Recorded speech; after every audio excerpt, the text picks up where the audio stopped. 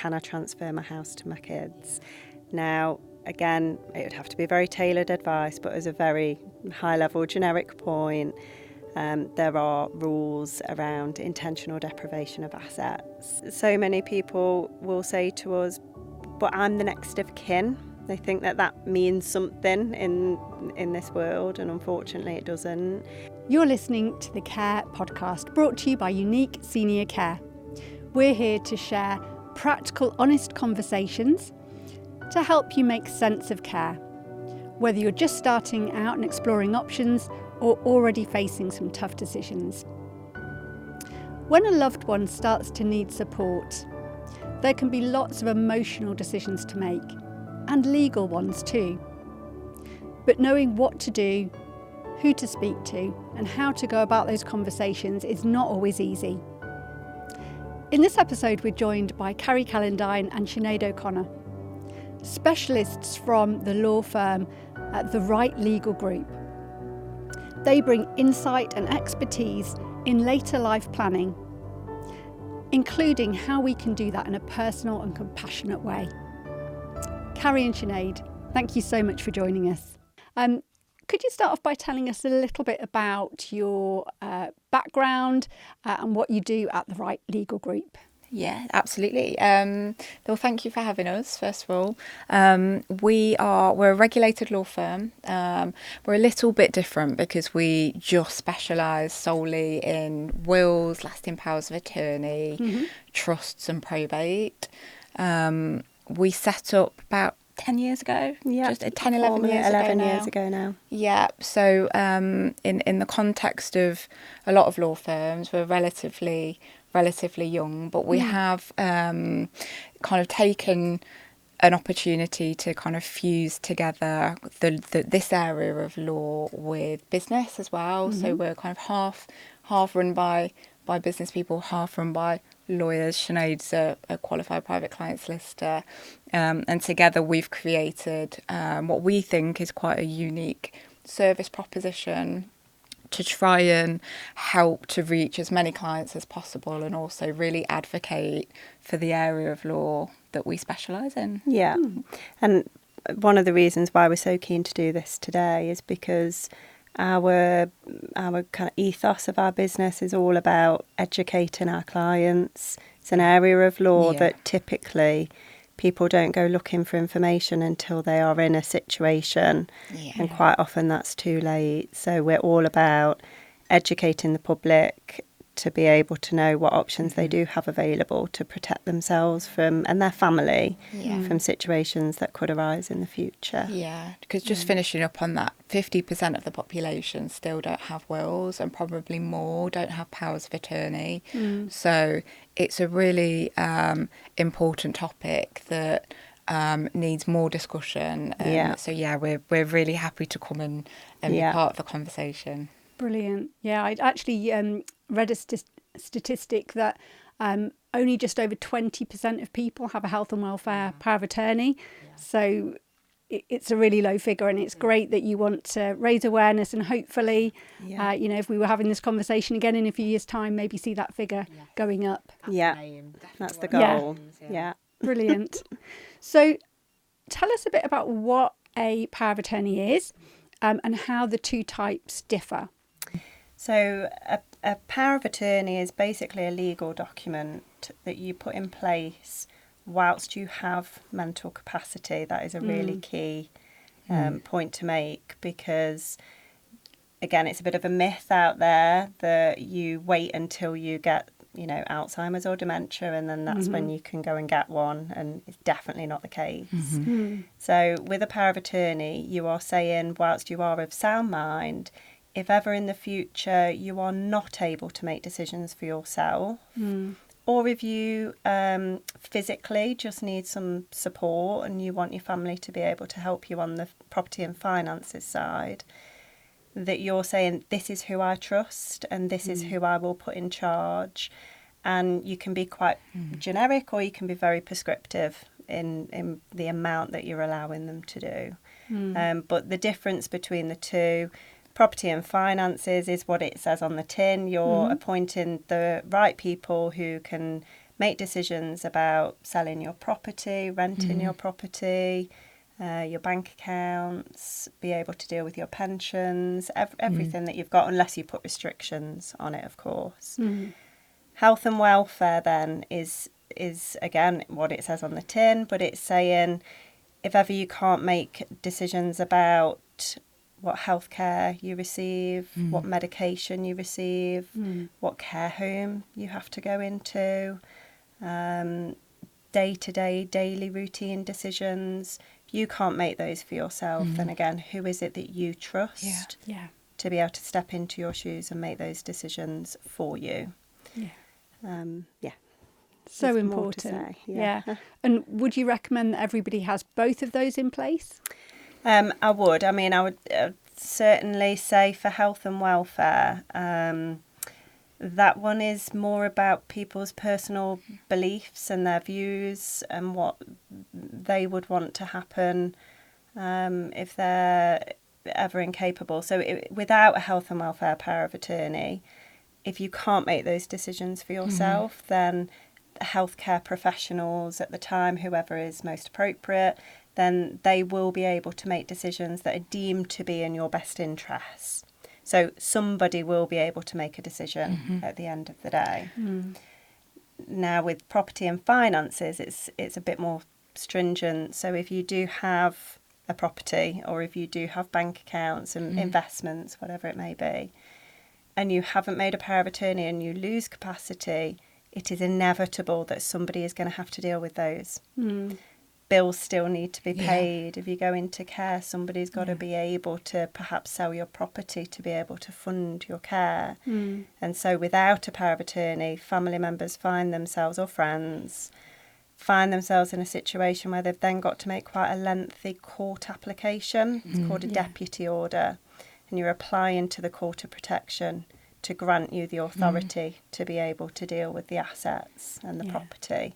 It's a very lengthy process. It's costly in time, it's costly in money, and it's costly in emotional stress because in that moment, all the family want to do is be able to support their loved one.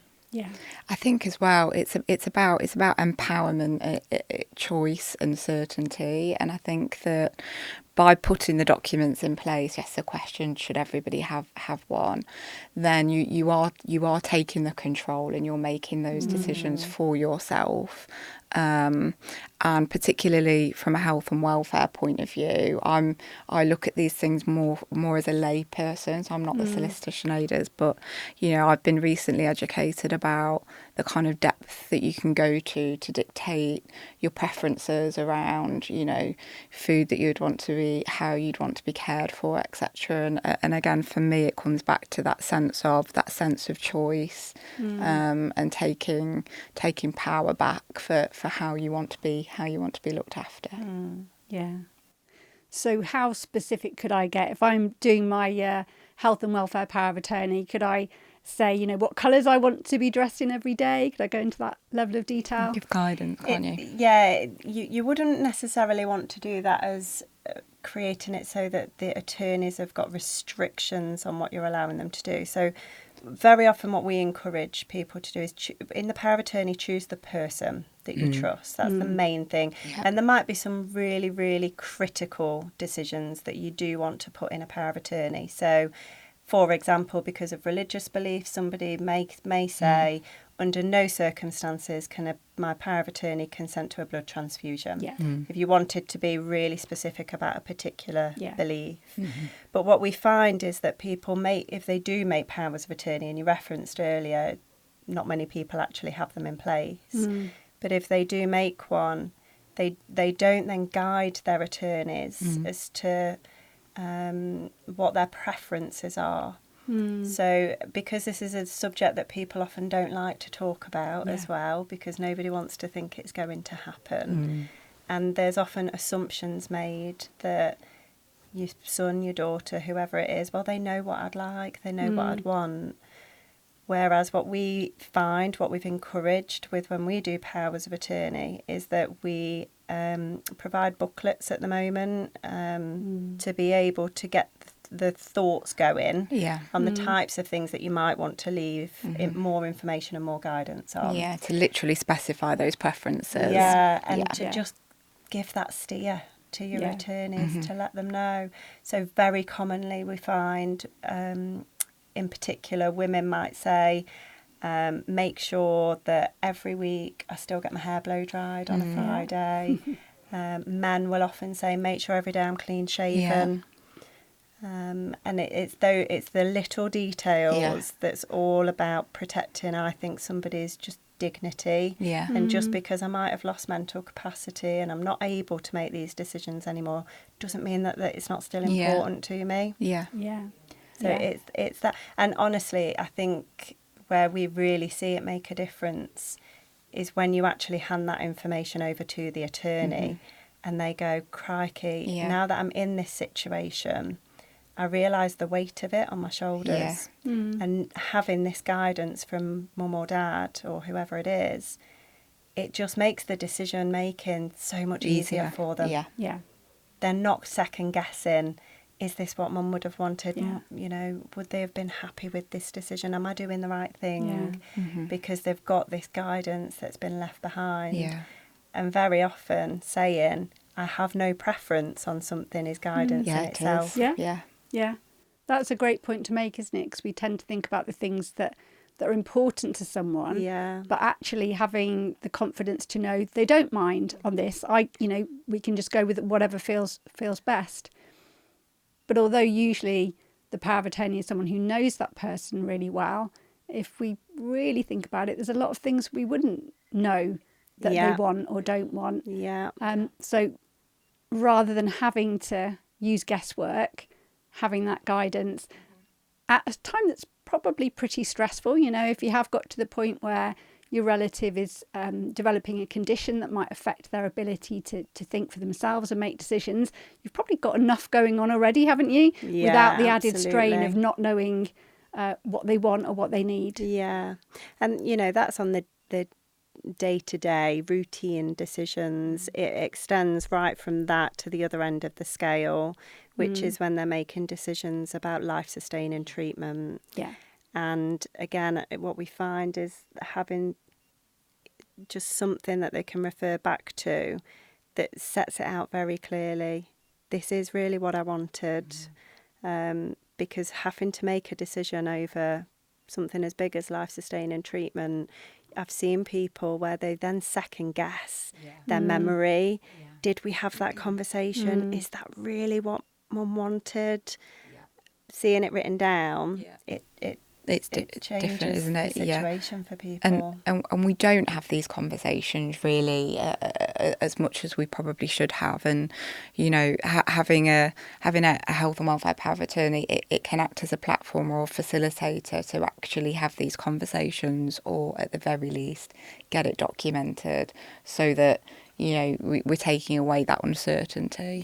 The main thing I would stress is it's so much more than detailing whether or not you want to be resuscitated. It's a very common myth. Yeah. And very often people will say, oh, I filled out a do not resuscitate form when I was in hospital about to have an operation once. Doing a power of attorney is a completely different ballgame. It's giving authority over so many decisions that could come up in the future. Yeah, brilliant. And I went through this not that long ago with my mum as power of attorney, and it was really helpful because we had a guidance booklet as well to think about the questions. So we sat down and we had those conversations that probably we wouldn't have had if that booklet wasn't there. And that's from someone who's worked in care and healthcare for my whole career. So, really I should have known the things to talk about, but actually it's hard, isn't it? Because we're not used to having those conversations. They're difficult conversations to have, and they're emotional conversations to have. So I think having a framework or some support or guidance to start those conversations is really important. Yeah. And are there any other common worries or misunderstandings that you come across with family members? You've just touched on one, haven't you? I think the big one is that there is a belief that you wait until you've lost mental capacity, or you get Yeah. diagnosed with something. Yeah. And because, as I mentioned earlier, you don't go looking for information until you are in a situation, usually. Yeah. So our most common scenario is a family member or a friend has gone into care and they get asked when filling out all of the forms at the start, Yeah. have you got a power of attorney? What's that? And so then we get the call, usually from the family, saying, can I get power of attorney? And they think it's something that they do. So obviously our questions then are, okay, we need to come and meet mum or dad, whoever it is. They have to be able to sit and have a conversation with us. They have to be able to pass the mental capacity assessment. And if they can't, then we're in a situation where it's too late. And that's the most heartbreaking. Yeah. Yeah. And that's where, as you spoke about before, it's that lengthy, difficult, stressful process of the going through the court-appointed deputy route, as opposed to having put something in place before, which is then very, very easy to activate when you need it. Absolutely.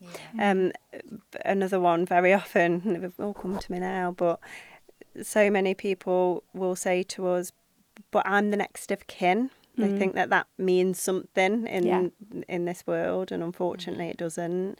And often they pull out a will as well and say, but I'm the executor. Completely different. Yeah. That's the most important thing. Your will does not kick in until the day that you pass away. Yeah. So whoever's appointed in it, it means nothing during their lifetime. That's the key difference. So they're completely unrelated in that sense, and people still need to go through this process. Or are recommended to go through this process, even if they've got a will in place. Yeah, and they do sit so hand in hand. And our view is that when somebody is making a will, they should be educated at that stage on power of attorney, regardless of age, regardless of health. Nobody knows what's around the corner. Yeah. And just to touch on your original point, it is something that we see so very often when our team are advising clients on making wills, and we start talking about power of attorney, and loads of people want to put the conversation off or put the decision off for a while. And I think, it's when you've been in the industry for a while and you actually see, as Sinead said, the impacts of doing that and leaving it until it's too late, you realise actually we just wish more people would do it at that point in time, because that's the best time to do it, when you're forward planning and you're thinking about those things anyway. Just get it done. Just get it done. Makes complete sense. To use presumably the solicitors that you're using can then help you with both parts. And and unfortunately it's quite common that if people are going to go and make a will, and we already said 50% of the population don't even do that, that they get their experience is that they'll go and make a will, and then they're not offered any complimentary to that service advice. So again, they're allowed to walk out the door and they still don't know anything not had about the information. power of attorney. It's so interesting to us because we do go out and we often give presentations, and it's just to put the information out there and to educate people. And we do find that when they understand it and they know the myths and what the reality is, majority of people then say, crikey, I must go and get that put in place and get organised, because they don't want to leave their family members with hassle, stress, emotional turmoil. Nobody wants that for their family. No.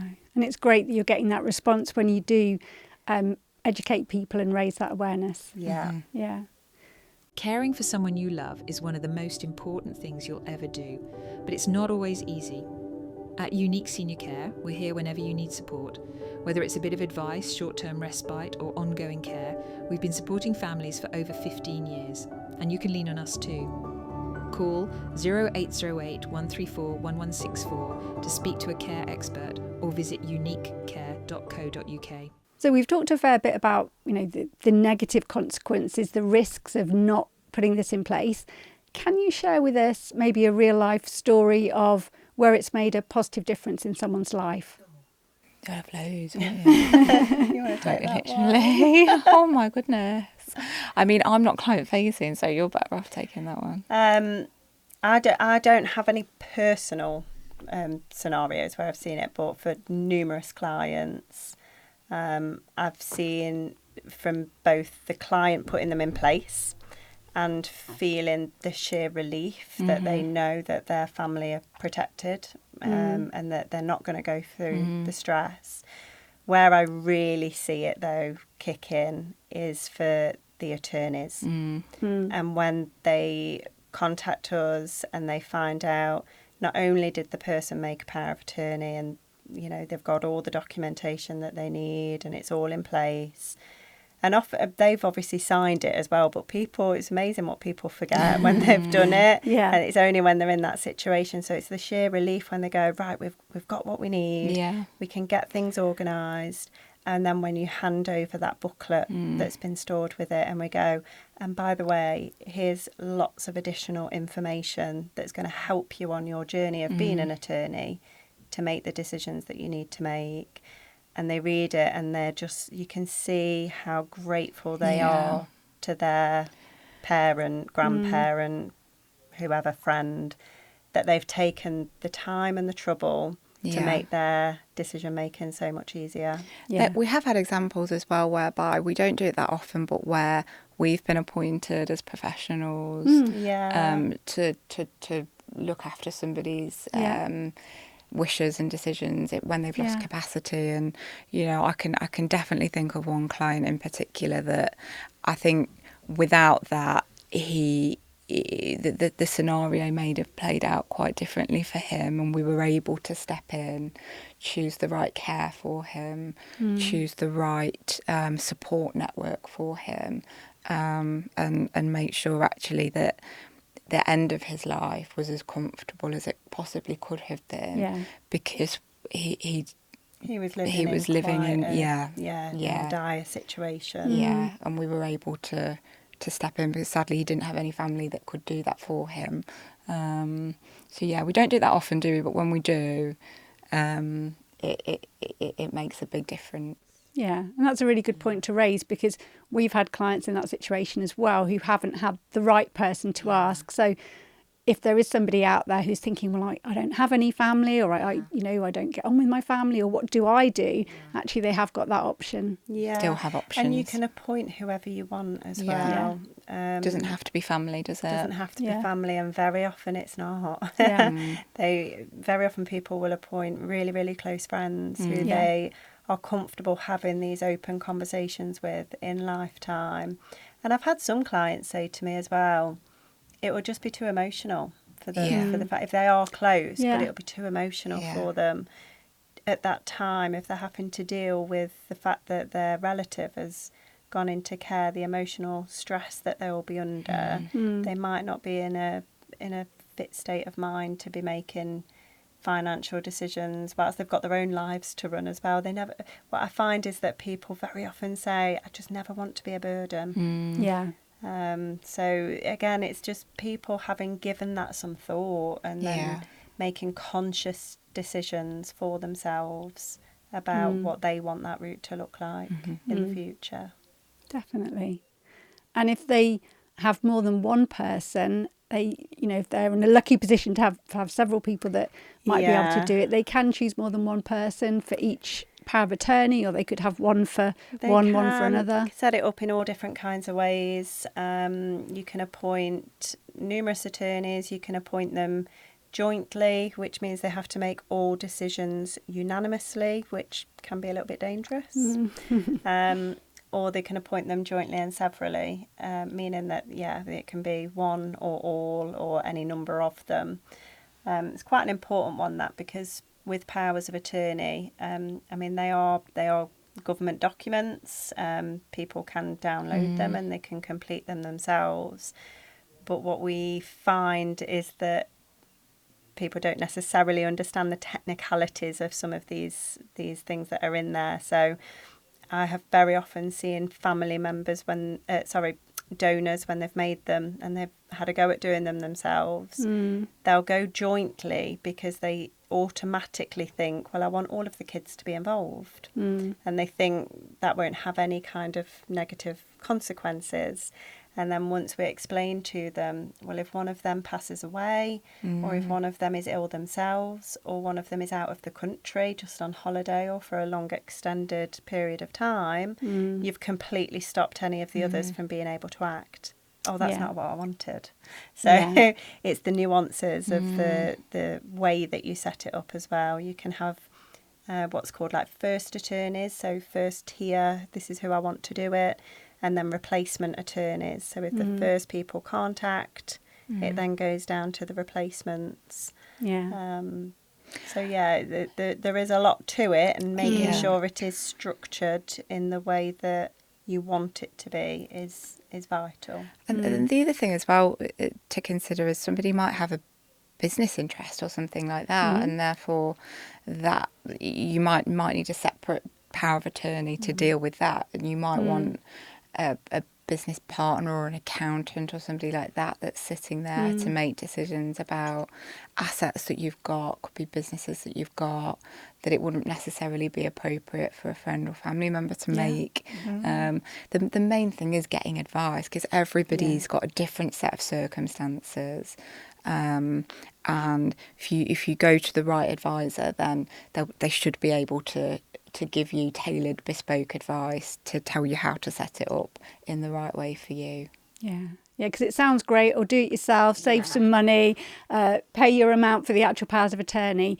But actually, It can go wrong. without that deeper knowledge, they may not fully understand what they're choosing. So having specialists like yourselves who know inside and out the different types and the different ways they can be arranged has a lot of benefits going for it. It really, really does have, and I can't say it enough. We're all unique, and we've all got a unique set of circumstances, a unique set of relationships, a unique set of preferences. One of the things that I've definitely learned over the last few years is sometimes it's not necessarily wealth that dictates complexity, sometimes it's relationships. And so having somebody that is independent and a subject matter expert that can kind of guide you through your decision making process, I've seen the massive upside of that when things play out exactly as you want them to, and we've seen the downside of that when someone hasn't had professional advice, and it can get messy and complicated, and that wasn't the original intention. So that's why we're kind of massive advocates for the subject and for getting tailored advice for you. Brilliant. And it does sound like your approach at the Right Legal Group is very much about that, making it individualised for someone. It's not just a generic thing. It's about understanding their lives, what's most important to them, so that you can... Exactly. When you look at these documents, they're legal documents, wills, powers of attorney, and that's important because they are organising the practicalities, organising decisions, organising where wealth is distributed. But there's a big piece behind that, which is why. Why are people making the decisions that they're making? There's far more context, in my opinion, that is helpful and that is required when you're receiving instructions from somebody that might have lost capacity or might have passed away. Very often there's far more questions than answers, and these documents should be able to answer those questions. And so we do take a very tailored approach in our advice, that we make sure that the legals are sorted and they're bespoke, but also having these supplementary documents that Sianead has touched on is really important to give family, loved ones, the context and the whys behind the decisions that have been made. The Unique Senior Care Advice Hub is a free online resource to help you make sense of care. It's full of expert advice, practical guides on things like dementia and funding, and real stories from families who've been in your shoes. Visit uniquecare.co.uk/care advice hub to feel more confident about what comes next. So one of the things that we often hear about in the press is people who their healthcare needs develop, they maybe need to go into a care or a residential home, but then the husband or wife, partner, ends up losing out on money that they've worked so hard for. What could I do? What could we do to protect ourselves in that situation? So we often do get asked questions about how people can protect what they've worked hard for all their life, and they want to ensure that it ends up in the hands of their children or their loved ones. There are numerous ways of people being able to protect assets for their generations down the line. Very commonly, as an example, it won't be appropriate for all, and everybody has to be assessed on their own merits. But very commonly, couples will do planning whilst they're both alive. And when they're making wills, they'll make sure that they divvy up their assets. And there's various different types, but there's different trusts that you can leave in a will where you can provide for your spouse and you can protect them in the sense that they'll always be able to live in the property beyond, say, husband passing away first. But ultimately say that if the wife doesn't need the house in the future to live in, or if she doesn't need the capital to live off of the investments, let's say, that because she perhaps has gone into care and she's got her own assets to be able to fund her care, then we can protect the capital that, say, the first spouse left down for the children, grandchildren, other family members that they want to make sure gets it left at the end of the day. Unfortunately, what plays out most of the time is, say, I'm always picking on the men, unfortunately, but husband passed away first, leaves everything to the wife, because most wills for married couples do just say everything to each other, and then on second death goes down to kids, nieces, nephews. So husband dies, leaves everything to wife. She then owns everything. It's all in her name. And so then if she enters care later down the line and we're looking at a means test, then everything is included. And at that point, as people will likely know, the thresholds of when you pay for your care, the limit that they'll be able to take that down to is £14,250. So it doesn't leave an awful lot at the end of the day for the family left behind. So there are things that people can do. It's not generic advice, though. So the most important thing I would say is people, if they are concerned about their assets, and if they had to go into care in the future, go and take professional advice on what your options are. Definitely, to protect it. And ask for the advice as well, because as Sinead said, what we do see play out is when we're reviewing wills, a lot of wills are basic wills, and you can tell when you're reviewing them that we know when we're speaking to clients that they've not had the original advice. So I would definitely say, when you are with your solicitor or whoever it is that's doing your will for you, make sure that you're asking for the advice around how to structure your will so that it preserves from potential care home fees into the future, if that is a concern for you, and then you should receive the advice. But I think if you don't necessarily mention it, you may not get it. So the common scenario that plays out in our office, again, I've said it a few times, people don't look for information until they're in a situation. So the most common scenario for us is when somebody is entering care, and that's when the family suddenly learn all about these thresholds, how much care costs, and we get asked the question, can I transfer my house to the kids? I'd probably say we get an inquiry every single day of somebody saying, can I transfer my house to my kids?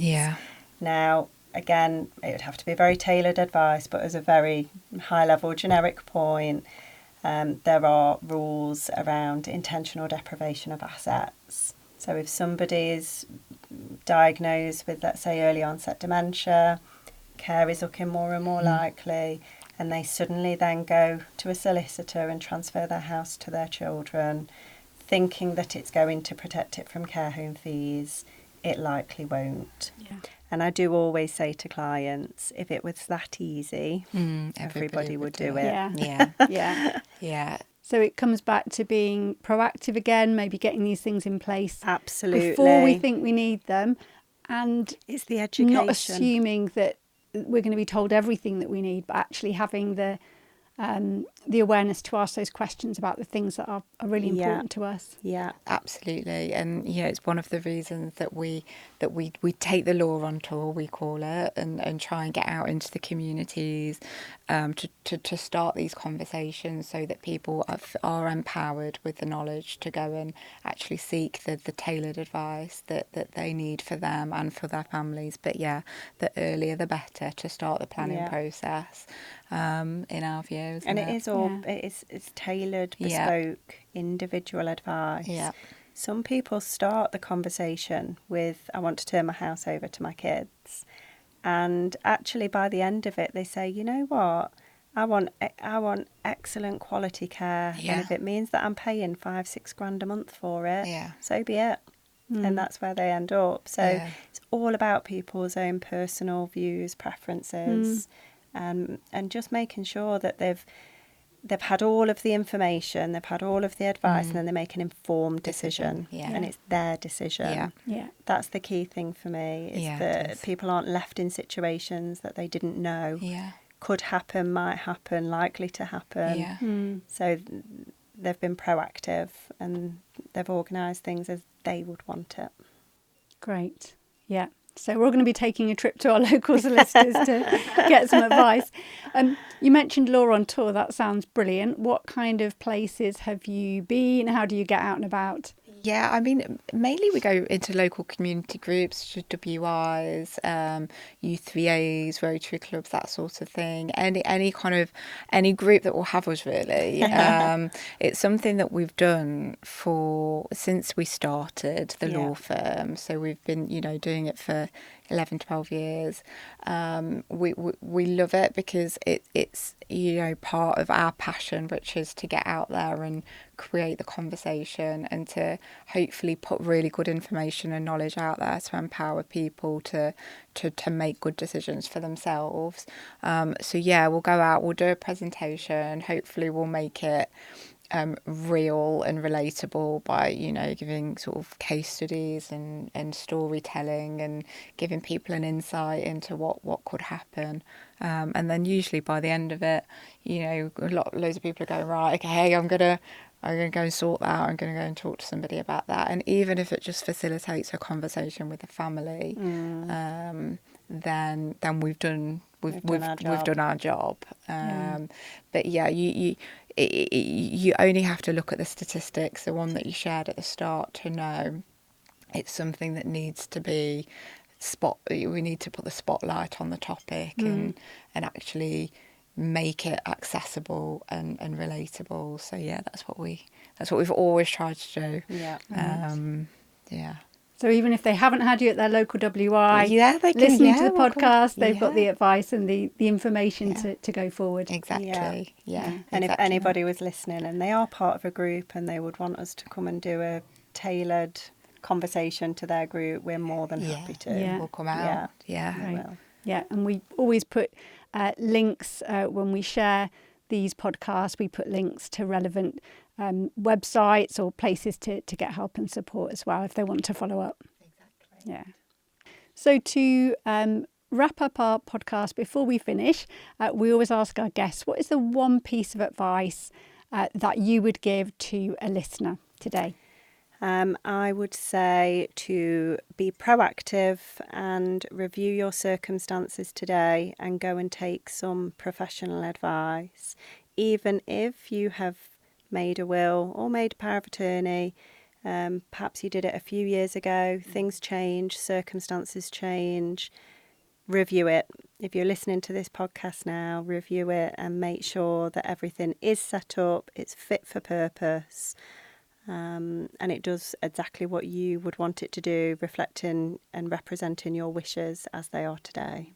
Great. And although that might be a bit of an investment in time or money, actually it's an investment in that person's future, and their peace of mind, I guess, is the biggest thing, isn't it? Absolutely. Yeah. Brilliant. Thank you. And what about yourself, Carrie? I think for me, it's about starting the conversation with your loved ones. I think we've seen it play out so many times that when there's certainty there over somebody's choices and decisions, then it, as we said earlier, it makes things a lot easier for the family. And part of the reason that so many people don't have the right documents in place is because we're not starting to have the conversation early enough. So yeah, it's for me definitely start to have the conversation and take some bespoke advice. Great, yeah. So find a way over that next cup of tea or that next ad break, just to say exactly. Yeah. We do find as well that often it's the recipient that doesn't want to hear it. So very often the mum or dad, let's just say, will try and start that conversation. Yeah. And because nobody likes to think about this happening, it's the children or the grandchildren who say, no, I don't want to talk about it, and it's, a dark subject. My advice to those people listening would be lean in. Yeah, perfect word, lean in, because one day you will probably be very, very thankful that you took the time to listen to what it is that they had to say. Carrie and Sinead, thank you so much to you both for joining us. The advice you've given will be really practical, helpful and reassuring to many people out there. And thank you everyone for listening. We do hope that you found this episode useful. Remember to check out our Care Advice Hub, where you can find many practical tips and advice on navigating the care journey. Or if you want to find out more about later life planning, we would encourage you to speak to a trusted professional. I've been Jo Cleary. You've been listening to the Care Podcast. We hope that you'll join us for the next episode.